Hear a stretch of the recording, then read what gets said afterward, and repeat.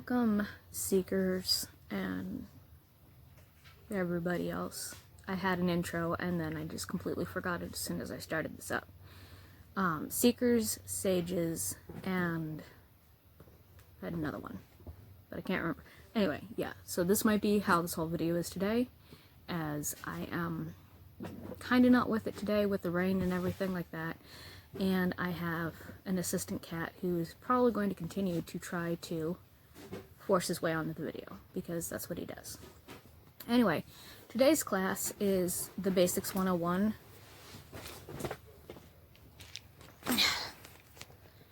You can sit there, just don't move. The Basics 101 class, where we cover everything. It's called Here I Am, and that's because this is your starting point. This is where you are. Here I am. My first question is, what makes you a seeker? What makes you want to take this class? What makes you want to learn about magic? What makes you want to learn more about pagan influences in everyday culture and how it might improve your life?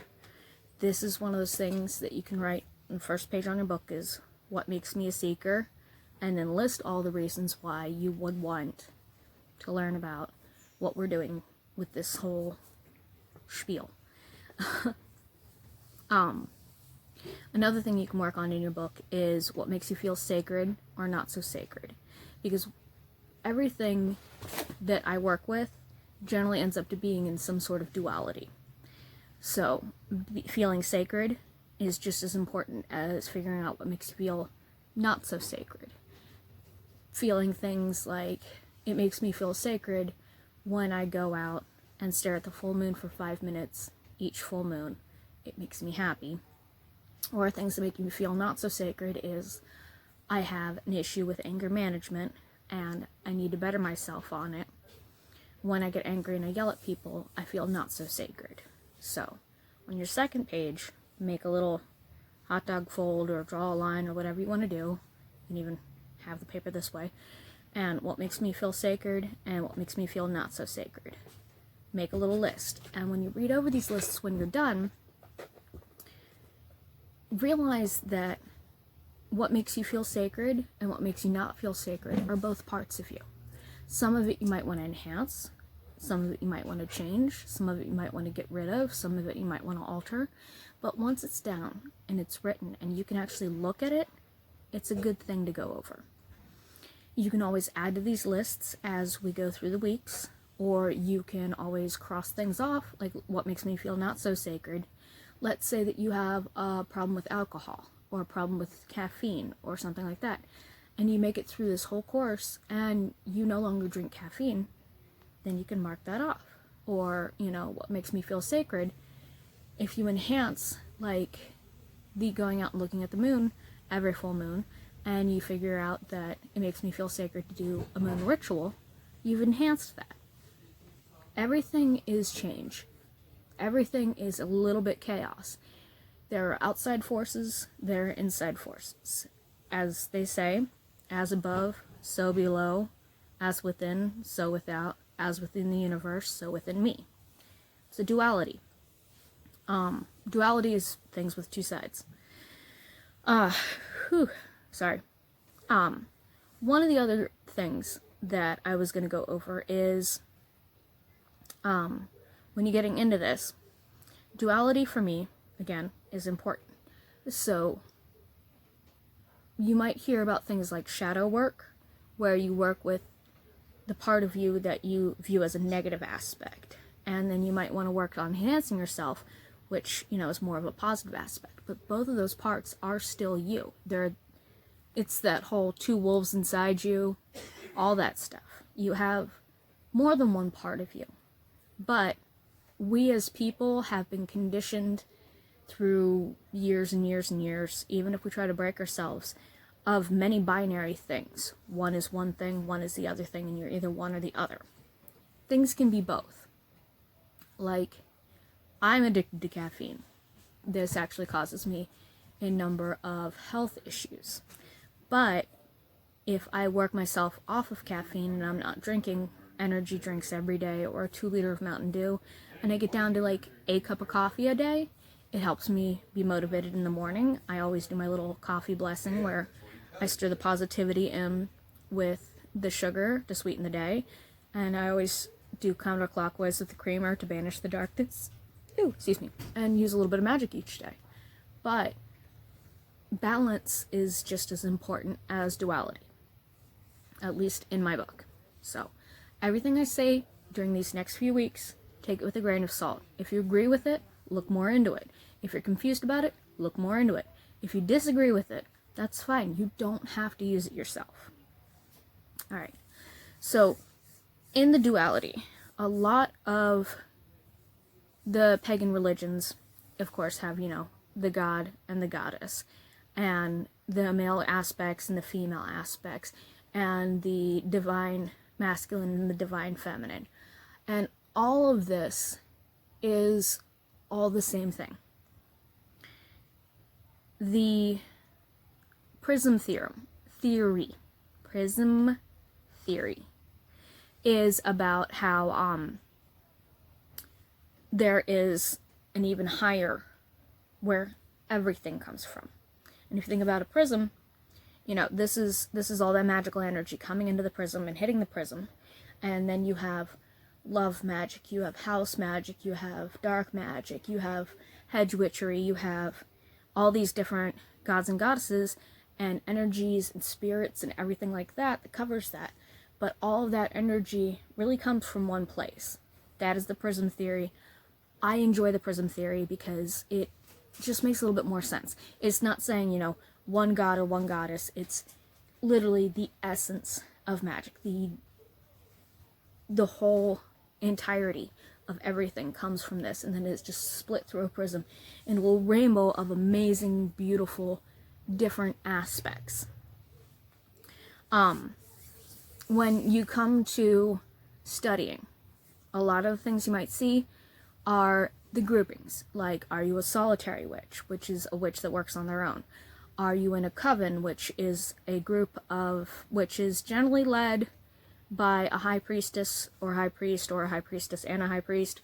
But when people are trying to decide if they're solitary or coven workers, they forget about the middle piece, which is called a circle.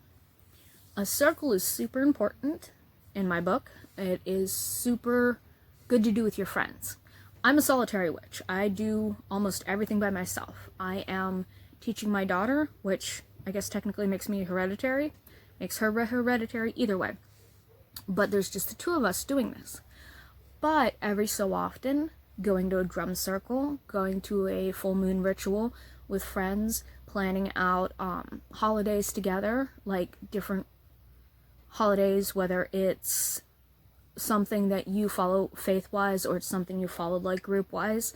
A circle is generally when you all work together to do something, whether it's a full moon ritual or a celebration of a holiday, with friends, not structured. So, solitary, by yourself, circle, with a group that you work stuff with, and coven, which is more structured and more hierarchy and stuff like that. It's all up to you on what you want to do. And the best part about it, you have to remember, is you can switch between the three.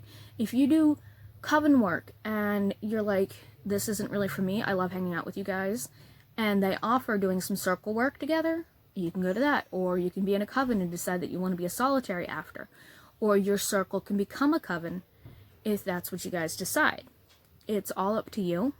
And that's the greatest thing about doing this, is there's, like I said, it's so personal. It's so easy to figure out. My path is my own. I am teaching my daughter different things, and what she learns won't necessarily be what I do. She will have her own path. She will have her own way of doing things. If we get into ritual work and stuff like that, and she does rituals with me and stuff like that, that's going to be a little bit different, but she will have her own way of worship. I will have my own way of worship. It'll be all good. Alright. So, when we were talking about the prism thing, I talked about some of the different types of magic, some of the different types of witches and stuff like that. Best part about this is I label myself, which is the only way that you can be labeled, is you have to label yourself. I label myself a green-gray eclectic witch, which means I work with nature, I do black and white magic, I take things from all sorts of different cultures, and I consider myself a witch. Sometimes I consider myself a sage because sometimes I go almost a year without any type of ritual work, but I spread information. I take all the stuff and I learn it and I spread it to other people. That's more of a definition of a sage. A sage is somebody who gathers the information and then gives the information out. Kind of like a magical librarian. So if you want to consider yourself a sun-based kitchen witch, if you want to consider yourself a sea witch, if you want to consider yourself a water witch, so it's not just, salt water, it's all types of water. If you want to consider yourself a hedge witch, and you want to work, with shadow work and things like that, if you want to consider yourself any type of witch, you can come up with a name for it. You can be a techno wizard. Be somebody who works really well. Maybe you're the person that oh, my computer's not working, and you're like, boop, and all of a sudden the computer's back to working. Or you look at the computer, you know exactly what's wrong with it before you even boot it up. You can be any type of witch you want. The only person who can define your path is you. When you join a coven, that puts a little bit more definition on it. Like Dianic witches generally only are female members and worship Diana. And there are a bunch of other ones where they only worship certain aspects of the god and goddess. They only do certain things, stuff like that. But they are allowed to define themselves whatever way they wish. And if somebody's like, oh yeah, I'm an eclectic witch too. Cool. We're probably not the same kind of eclectic. And even if we are, that's cool too. You, in my opinion, should not judge other people on what they define themselves as. Unless it is a structured religious thing, and you are part of that structured religion, and they are not upholding what your religion is based on. Okay. When we get into that, the secular versus the religion. Being Wiccan. Wicca is a religion. And witchcraft, let's say, I'm going to say this, don't get mad at me, let me finish my thought. Witchcraft is a hobby. Witchcraft is a skill. You can be like, oh, I'm a dentist, which means that you know how to practice dentistry. But you wouldn't say, oh, I'm a dentist, and people automatically assume that you are Protestant, Or you say, I'm a Protestant, they're like, oh, can you work on my teeth? And it's like, no, I'm just Protestant.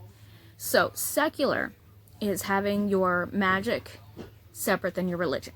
Can there be a Christian witch? Yes. Can there be Jewish witches? Yes. I believe that's what Kabbalah is about in its own little way. If you keep your magic separate than your religion, that's secular. If you combine them, that's fine too. But you have to remember that just because somebody might be Wiccan, it doesn't mean they're a witch. Just because somebody might follow the old ways of Odin, not necessarily meaning that they are also practicing witchcraft. They could just practice the holidays and the feasts and stuff like that and the praising, and that's okay. And if you go through all of this and you learn about the witchcraft stuff and you say, hey, this isn't for me, but then you learn about all the Wicca stuff and the other pagan religions and you're like, I feel more comfortable doing this, go for it. You don't have to be a witch to be pagan. Now, the next big thing that comes up, doing rituals is fun. It is. You can come up with your own rituals, you can borrow rituals from other people, you can mix and match. That's part of the eclectic way, or, the coven way. You'll learn how they do their different stuff. But what comes up next to that is doing ritual work. Generally, there are different tools involved. Your athame, your black-handled knife with the double blade, your bowline, the white-handled knife with the single blade that's actually used for cutting, your wand, your staff, your cauldron, all this other stuff. do me a favor and do not go out and buy one of each tool that you've ever heard about before you start practicing. Finding your tools is, for me, an important thing. It's a part of finding yourself, because the tools are an extension of yourself. All of the magic that we do comes from inside. Without you, there is no magic coming from you. You are that white part of the prism before you spread it out. So, let's say that we wanted to do a love spell, and we're not doing a, oh, make him fall in love with me, because that goes against the whole free will thing, which we'll get on later. I'm not a practitioner of warping other people's free will, do what you will kind of thing.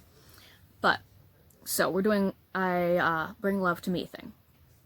And so I'm like, I want to do a spell to help bring love to me. And I put the energies out there. There is my, I've sat and I've prayed. And that's really what spell work is. It's enhanced prayer. I sat and I prayed, and I'm like, bring love to me. I want romantic love. Now, I've dropped a pebble, ripples are going out, I've sent it out into the universe. Doing spell work is more like, you get a pink candle, you get a rose quartz, you get rose oil, you carve, a heart into the candle, you anoint, you anoint the pink candle, and you burn it with the rose quartz in between, and you focus on the light, and you focus on the warmth, and you focus on the energy, and you watch the rose quartz and see if you can't glean anything about the love that you want to come to you, or you pour all your energy into the rose quartz and carry that with you as a charm. Now, you have added the rose oil, the pink, the carved heart, and the rose quartz. You've kind of made a bigger rock that you've thrown in to send ripples out. That's all it is. Your will is such an important part of this. I want this. I will have this. So important to send that out. That is, in my opinion, the important part. I keep repeating myself today. I am sorry. It's been a weird brain day. So, can you use tools? Yes. Do they need to be expensive? No. Half my candles I use are birthday candles from the Dollar Tree. You got a 5-minute spell right there. And birthday candles come in so many different colors that you can just boop, and think about it.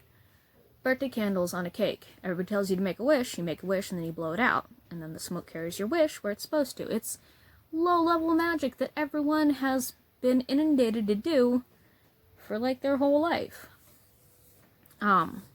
So, tools. I say yes, but I also say, make sure you're getting the ones you need. Make sure that you're not putting yourself in the poorhouse just to get tools. And research what you like. Do you want to use a dagger? Cool, use a sword. You don't want to use a sword? Cool. Then use your hand. You don't want to use a wand? Cool, use a staff. You don't want to use a staff? Cool, use a sword. It's so malleable on, this is what works for me for this. This is what works on me for that.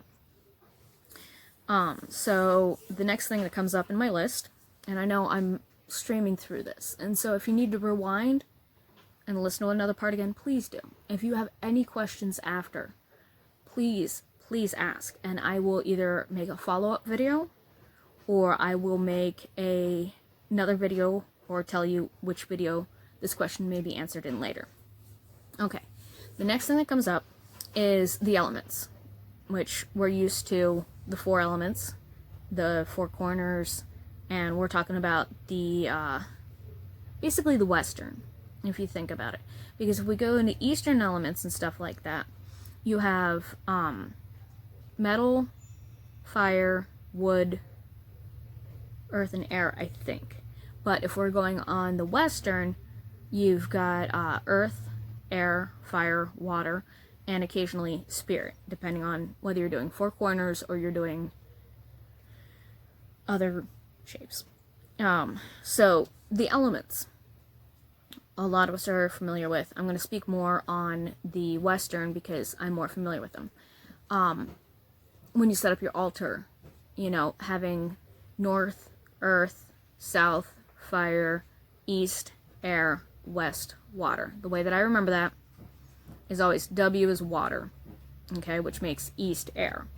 And north, earth, because south is fire, and you're going to laugh at me for this, but Little Nicky, if you remember Little Nicky, he's like, yeah, I'm from the south, the deep south, and hell's full of fire.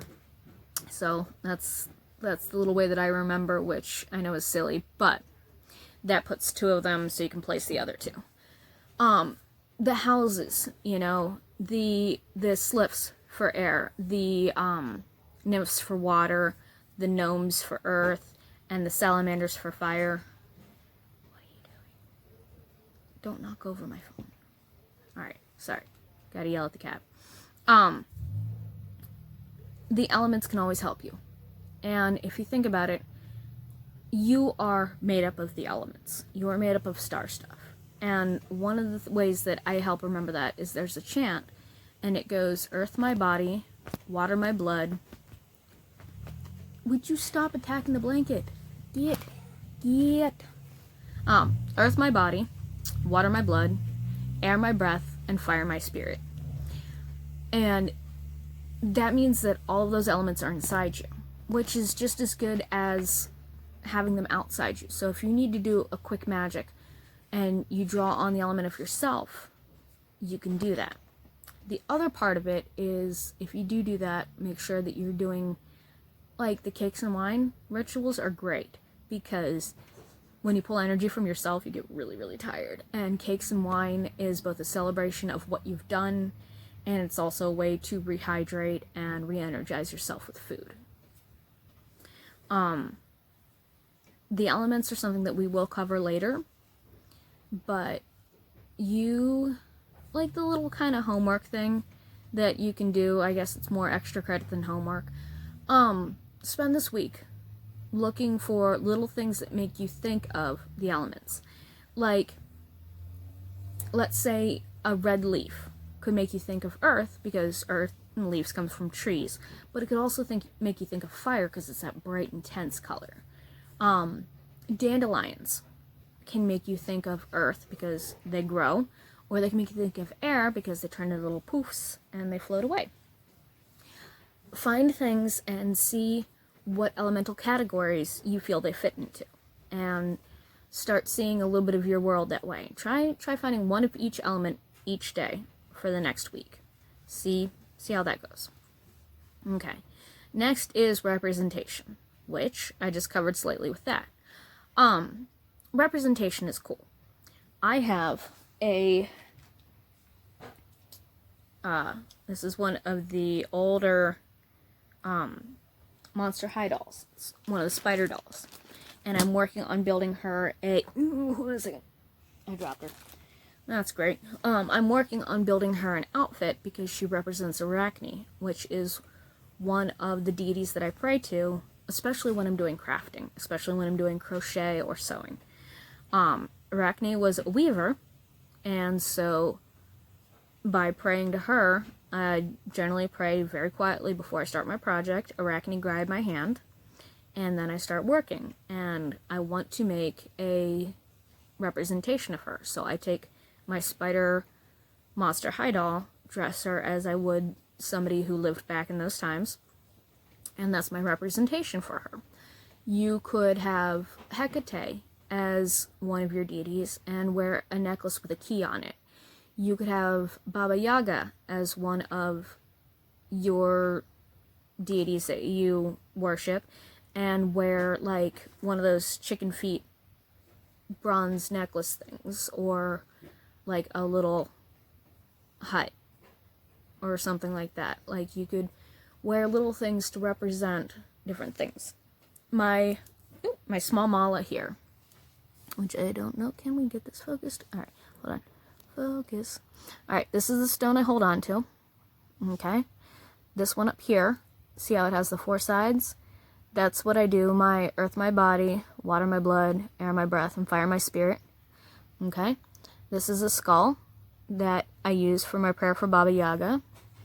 This is one of my stones, is a lava stone, and that's what I do my I am a witch prayer on.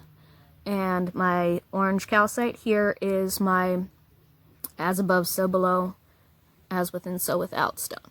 So what I use a mala for is kind of like you would use a rosary. So when I'm either stressed or I want to do it almost once a day, I will sit, I will hold that stone there, and I will rub it as I say my words, switch to the next one, rub it as I say my words, etc., etc. Malas are going to be introduced later, and when I make my crafting in the craft videos, I will show you how to make the prayer bead version, which my cat has stolen off my altar. I will get back to that later. But I will show you how to make the longer version so that you can do the prayers multiple times and carry that with you so you can touch it in your purse. I prefer the necklace version. Representation is fairly important. It helps you focus on what you're doing. You know, having little figures that you pick up, like at Dollar Tree and stuff like that, can even work. Or the little plastic figures that you can get, like in Easter eggs or whatever. They can represent something to you, and that's just as important. The last thing for me to go over is called the broom closet. And much like are you in and out of the closet, when it comes to LGBTQ things, the broom closet is the witchy version of it. Are you out of the broom closet? Or are you still in the broom closet? Are you open about your witchiness, or are you kind of keeping it tucked away for safety reasons, whether that's where you live or who you live with, or just not being quite comfortable saying I am a witch yet? Ooh. Sorry, I'm really bad at these videos, but each day I'm going to get better. Each week I'm going to get better. I will figure this out. We're learning this together. This is my first time video teaching. Anyway, so the broom closet is something that I also find very important, okay? If you are not ready to out yourself as a witch, that's okay. If you are not ready to out yourself as a pagan, that's okay. If you feel like, no, this is who I am, this is part of who I am, this is part of my identity, this is as real to me, and you know, I'm as proud of saying this as I would be saying, you know, I'm a doctor, or I am a mother, or I am a cat lover, you know? Go for it. You are you. And the most important part is to be true to yourself. If you don't know how to do that, that's okay too.